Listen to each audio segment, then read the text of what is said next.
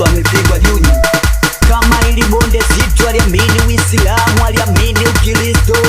Watu wengi wanavunja miko, ndo maana mikindande mwenzenu bado nipo. Libera ya bonde na nipa gazapu, kila nikenda kwa babu naambiwa no life my God. Mbona wenzetu wanachimba migodi, si kila siku sungusungu ndo wanagonga hodi. Umejiuliza kwani ninafeli wapi? Mungu Baba